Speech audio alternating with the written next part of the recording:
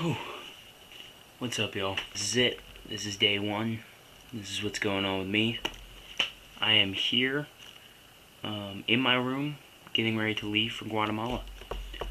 The one thing I can use to describe this right now is nervous. Nervous as hell.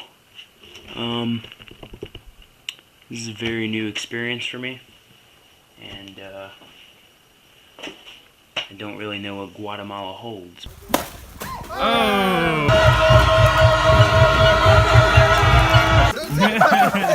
No!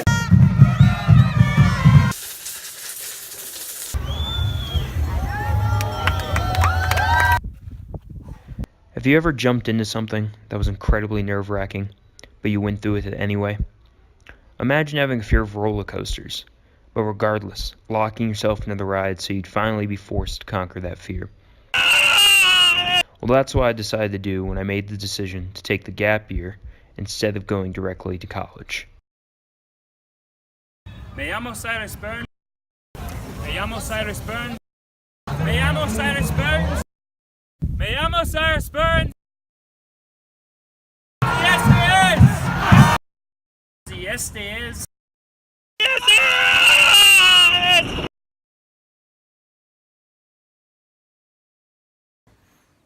Hi, my name is Cyrus Burns. Last year, I was a student at Benjamin Franklin High School. Right now, I am in Quetzaltenango, Guatemala, studying Spanish and immersing myself within the culture. It wasn't until close into the end of my senior year of high school that I decided to take this trip. The reason? As one of the youngest people in my grade, I always mentally felt a year behind. Therefore, when I was getting ready to graduate, I looked around at my peers and I realized something else. They all seemed confident and ready to step into their college years.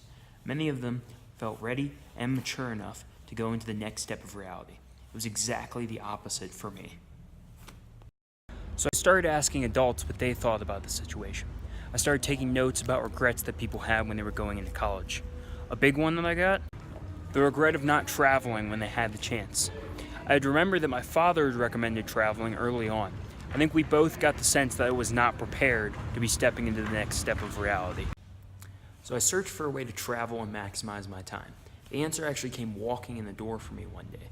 My stepmother, Erin Frankenheimer, said she had a friend who took Spanish lessons in Guatemala in a program known as CELAS Maya.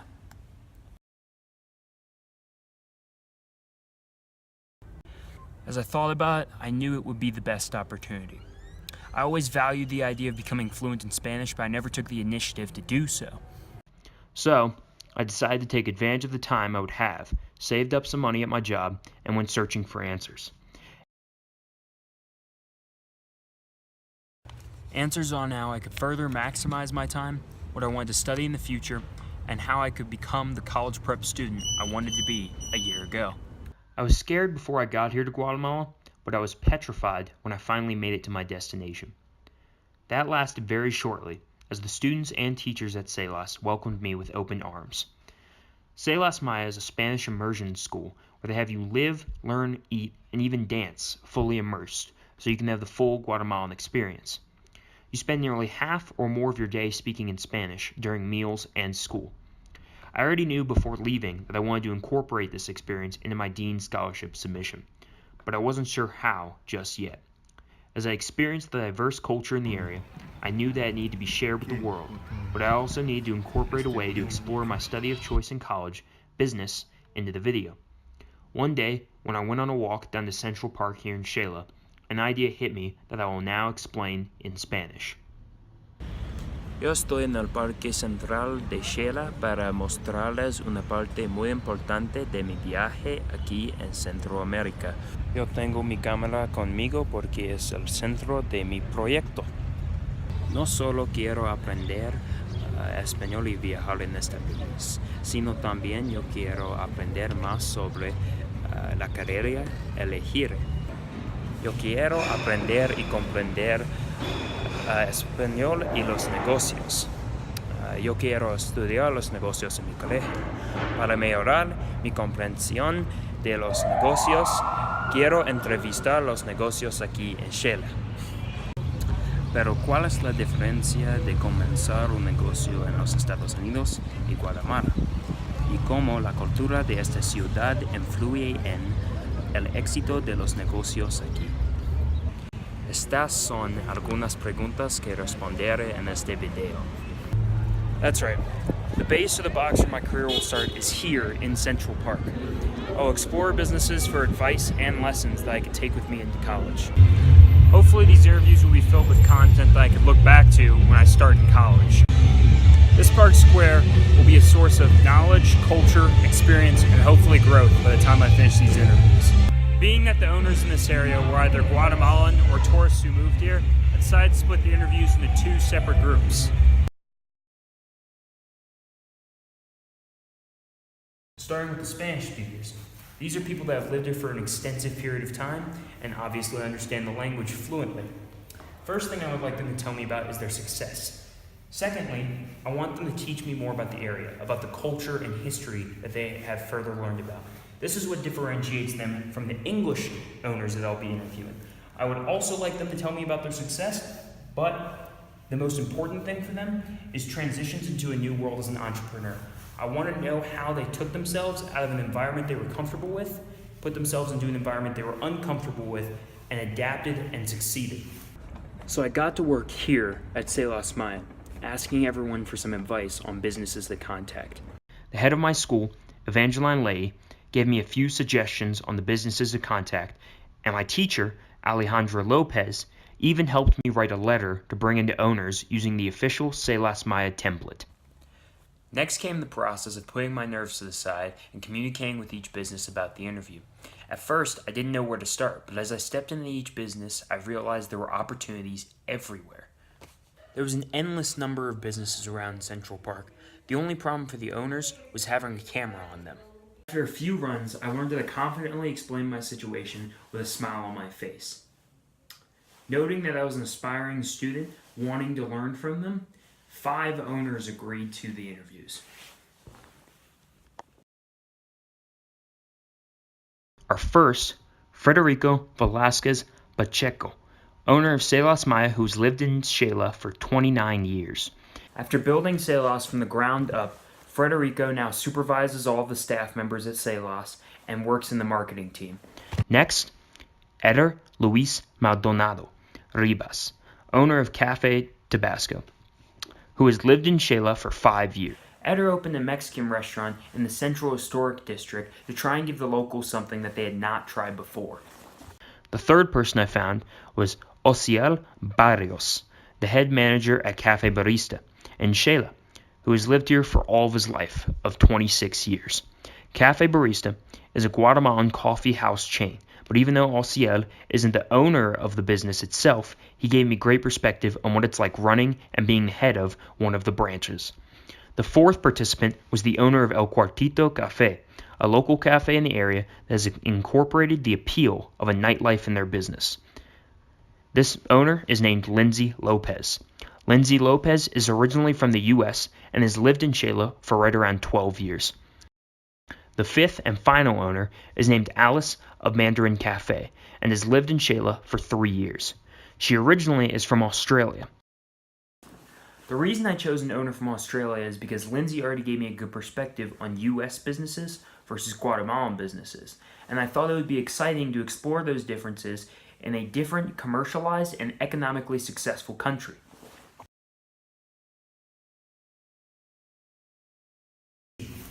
Moving on to my goals and content of questions, starting with the Spanish owners. I asked them for strategies on how they appeal to their consumers because I want to understand a different consumer. I don't understand what the interests of the Guatemalans, so I'd like to hear more about that. Also, how history and culture affected their strategies. As they teach me more about their history and culture, I would also like to hear how that ties in to their consumers' appeals. Moving on to the English owners, I want to focus less on history and more of a comparison of economic climates in their home country and here in Guatemala. Finally, I would ask both owners about advice. I want advice on starting a business here in Shela so I can learn more about that process. And then finally, studying business in college, which is what I hope to be doing as I move on to the next stage in my life. That is exactly what I got after reviewing the interviews. This is a list of lessons that I have composed from the interviews.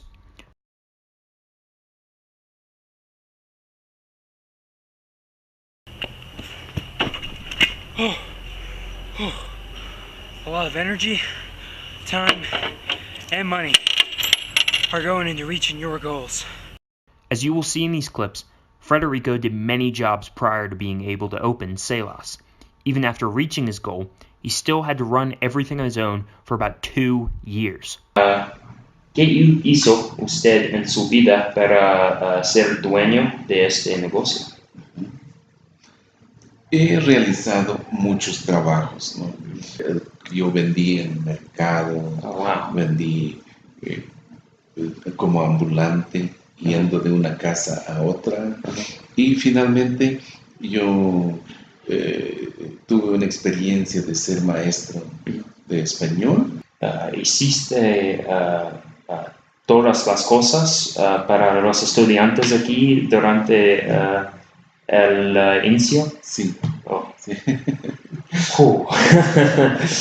Sí, de 7 de la mañana a 10 de la noche, trabajando por 2 años. ¡Qué horror! In another interview with Alice of Cafe Mandarin, Alice talks about how important it was for her to save money. Even after successfully buying a business, she spent months planning and adding renovations. What did you have to do earlier in your life to get to the point of being the owner of this place now? Save money. For example, we just put the patio in here and renovated the kitchen. That's really nice. And all up that cost us about $2,500 Australian dollars, which is 2,000-ish American dollars. You can never expect for your dreams to be reached rapidly, and you can never expect for it to be at its full potential as soon as you start, even with a number of resources available to you. Next, be ambitious about spreading your product. Marketing is very important. We start off with Federico again, who preached about how helpful studying marketing and utilizing social media has been for his business. Herramienta fundamental, indispensable, es el Internet, las redes sociales. Many businesses in this area have failed to utilize social media to bring in customers. Next, we have Eder.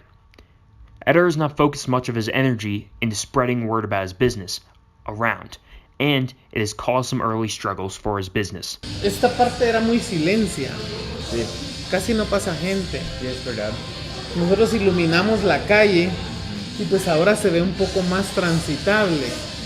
Creo que fue un obstáculo muy duro porque yo decía, ¿será que va a funcionar? Y pues de verdad funcionó. Afterwards, we have Osil of Cafe Barista, who I asked, ¿Qué consejo me puede dar ahora y mirando hacia el futuro? who says initiative to make your business attractive and well-known for customers is important. He says there are examples of places in the area that are beautiful but have not spread word on their business. Necesita mucho entusiasmo, mucha exigencia de parte de uno, ¿no? Porque muchas veces muchos negocios son bonitos y todo, pero no tienen aquella publicidad donde puedan ser llamados o atraídos por el cliente, ¿verdad? My next rule is, know what customer you are appealing to incredibly well. For example, my assistant Pito here loves himself some pan. That will be 3 quetzales.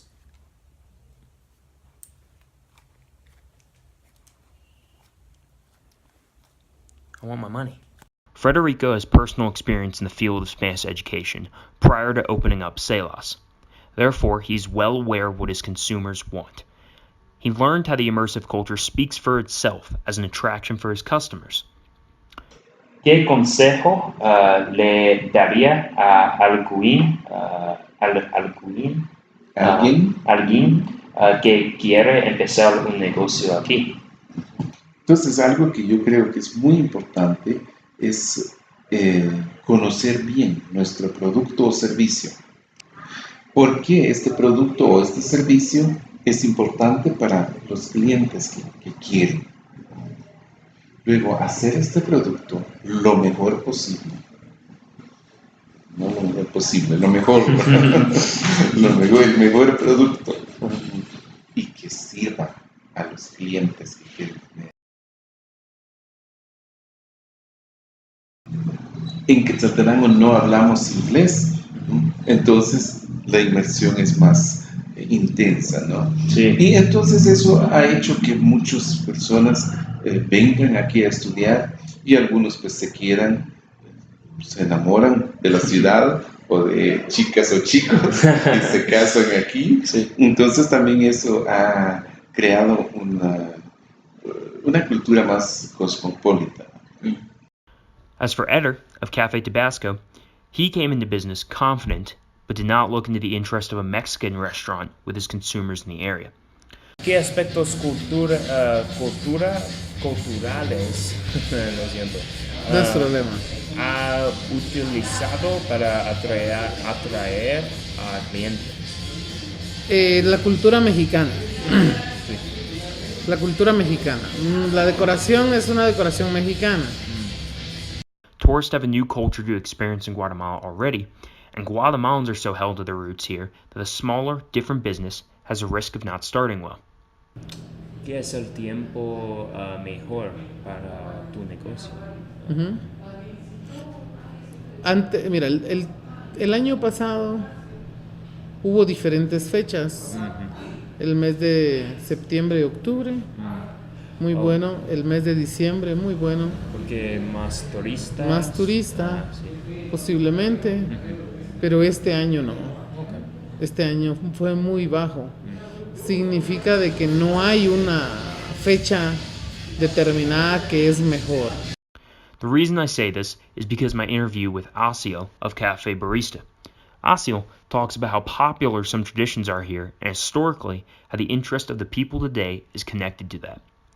¿Qué aspectos culturales específicamente sobre las personas aquí son importantes que otros que no hayan viajado sepan?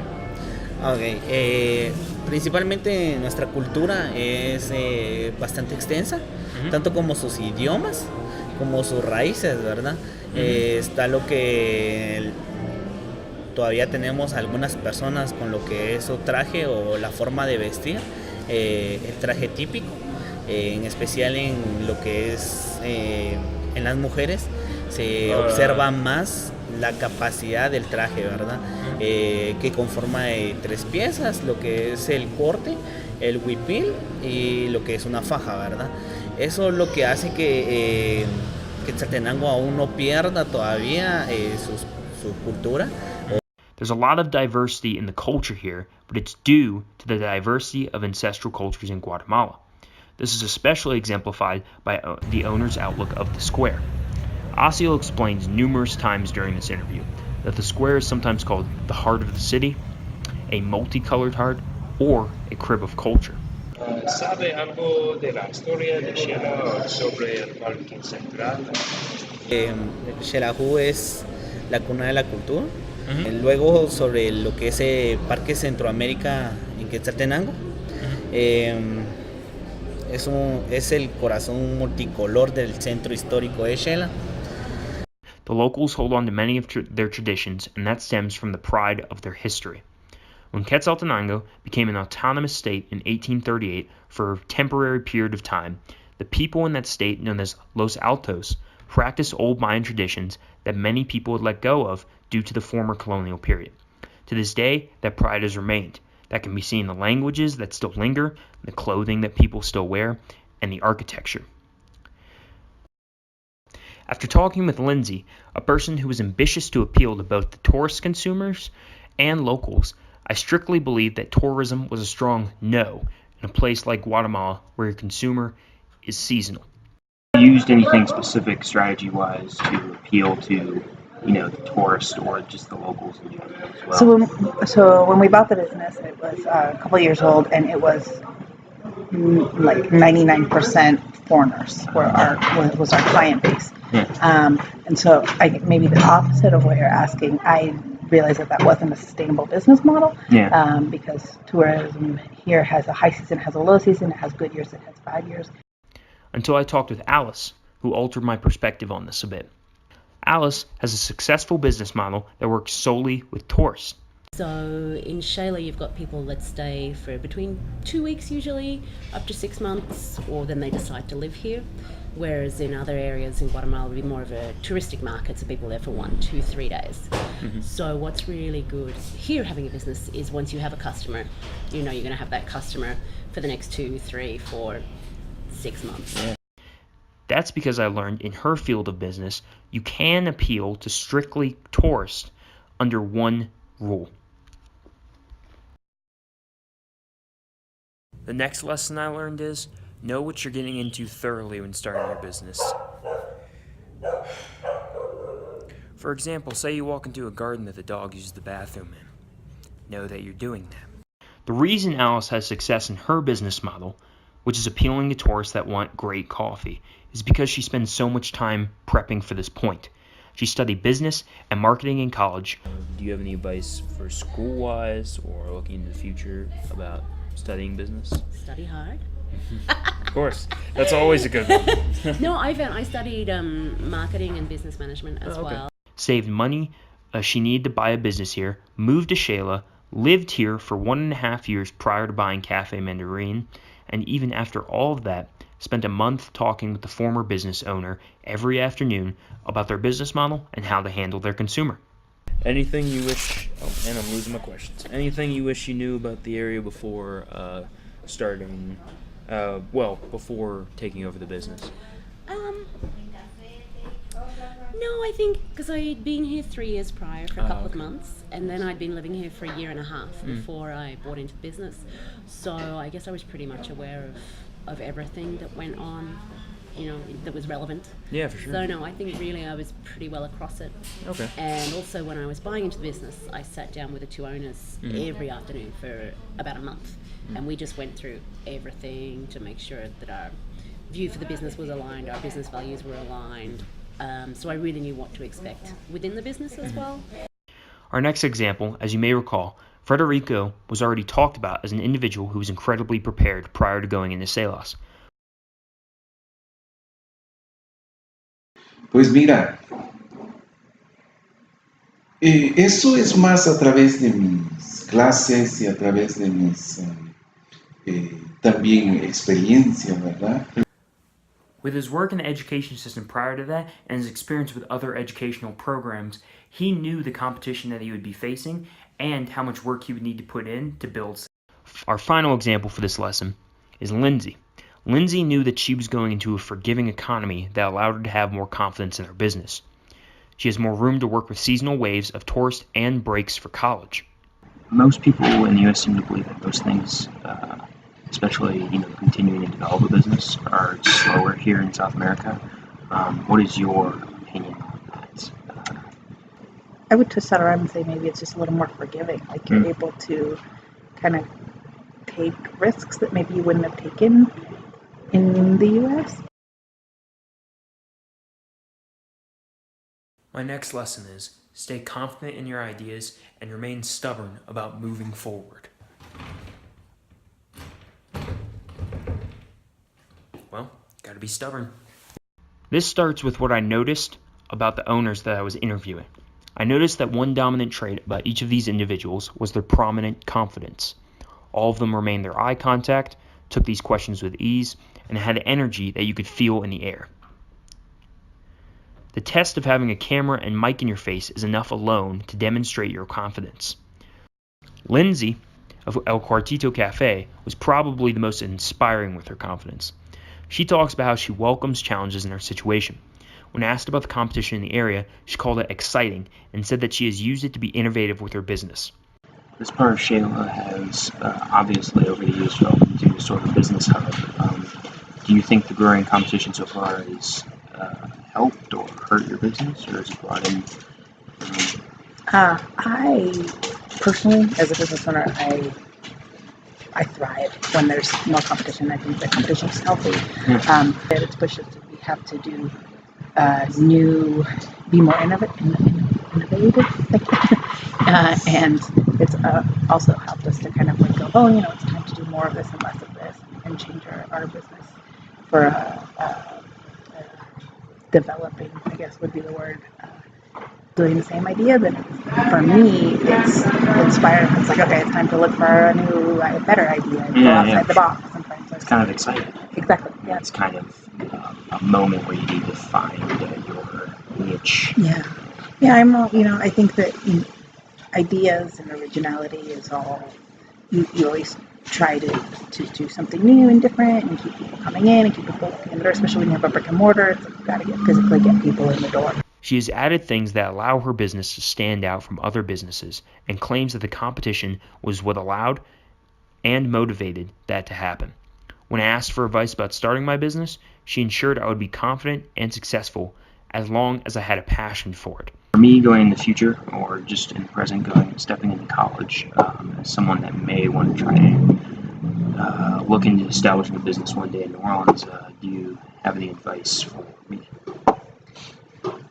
Make sure that what you're doing, you're like 100% passionate about. So if you want to sell rubber bands, make sure you love rubber bands.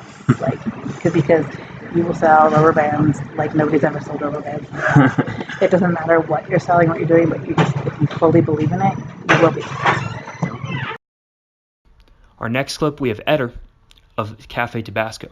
Regardless of his early business struggles, he has had confidence that has kept his business moving. This also demonstrated to me that you need confidence moving through struggles as well, or else you can crack. ¿Qué consejo le daría a alguien que quiere empezar un negocio aquí? Primero que no tenga temor, porque el temor siempre va a existir, pero si tenemos mucho temor no vamos a poder hacer las cosas. Eder is passionate about what he is doing and will continue pushing for it until the end. Un negocio, yo pienso que tiene la potencia ser muy fuerte. Sí, esperamos. Sí.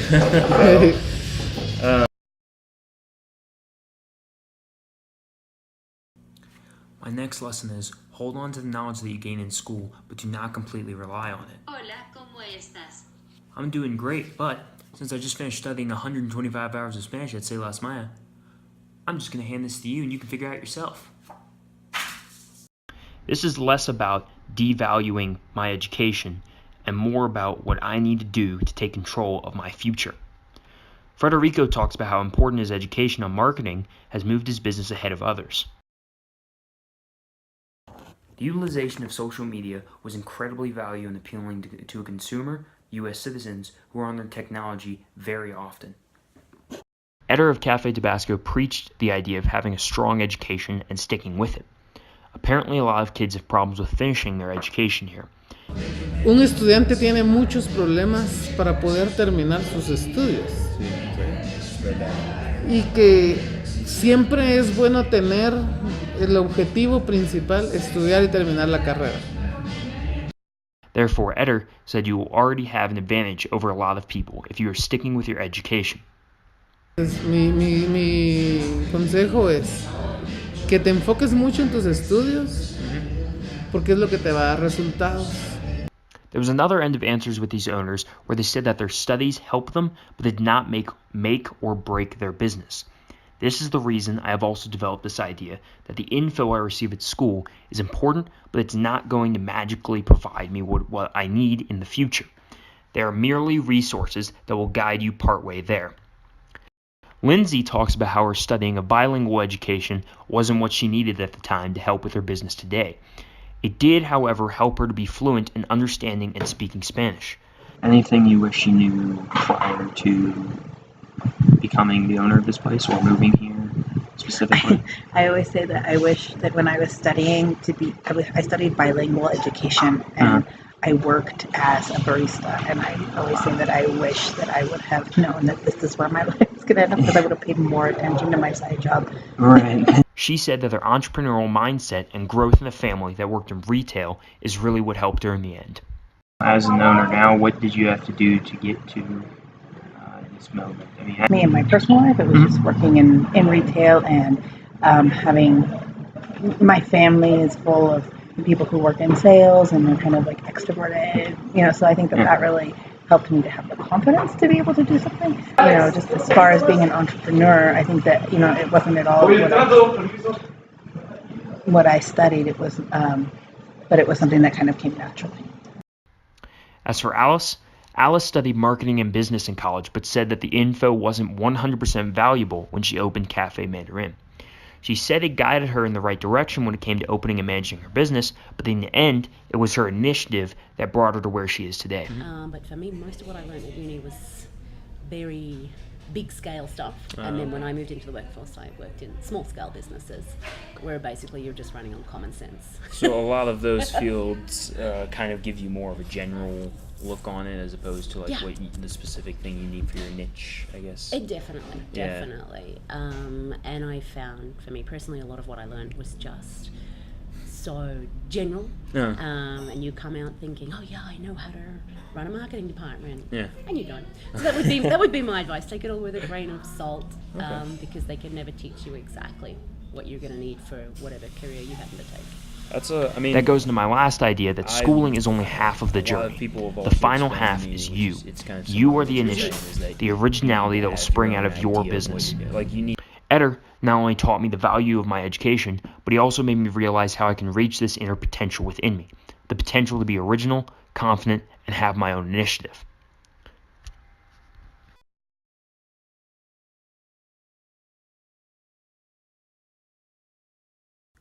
Finally, it's incredibly important to work your way into the reality of your business with first-hand experience.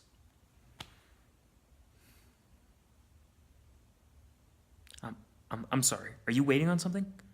I'm not a comedian. This is a video about business. Eder made an incredible point that I had not thought about before. Eder said if you rely solely on books and the internet, then you would not be as successful as you would be if you dug further into your career.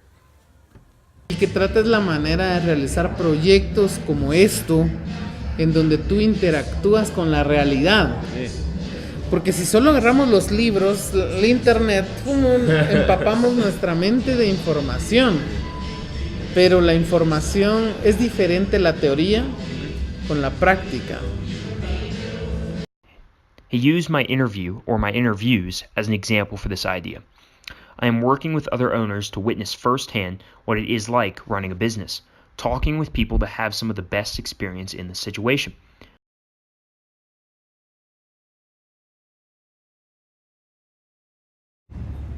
So, to sum everything up, this square, or the base of my career, is a growing business market that serves two groups of consumers, tourists and locals.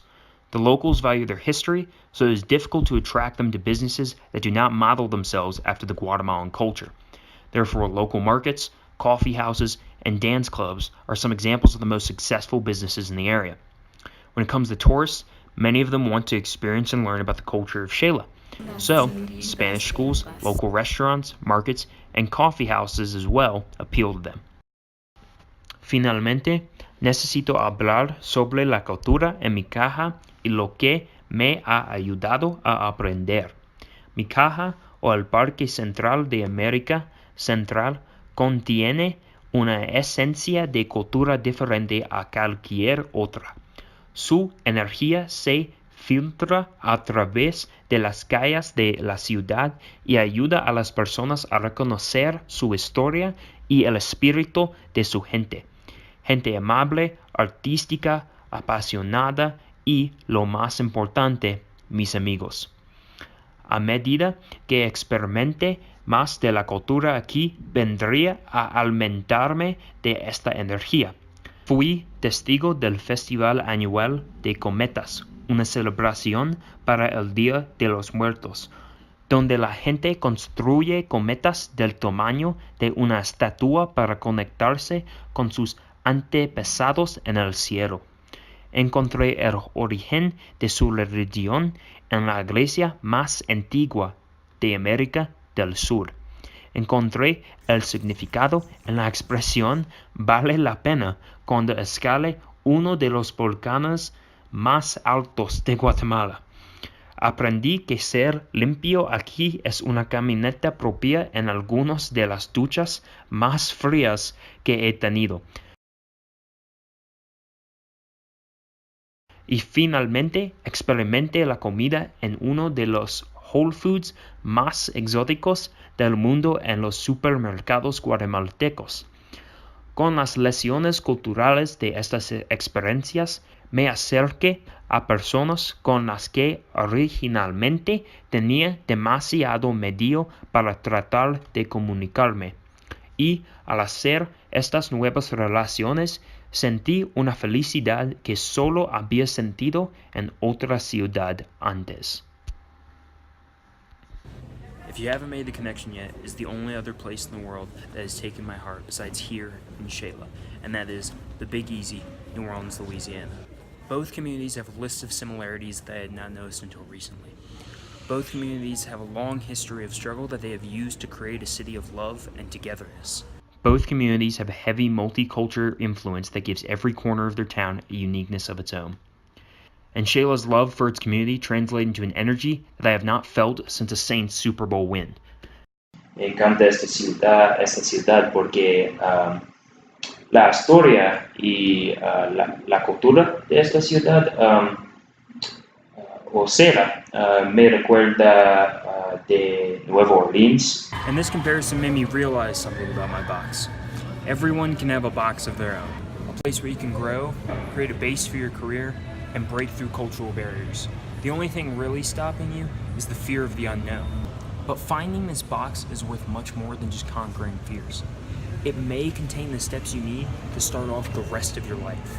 It potentially contains the motivation and information that will give you a chip on your shoulder when studying your career in college. Finally, it may contain experiences of a lifetime.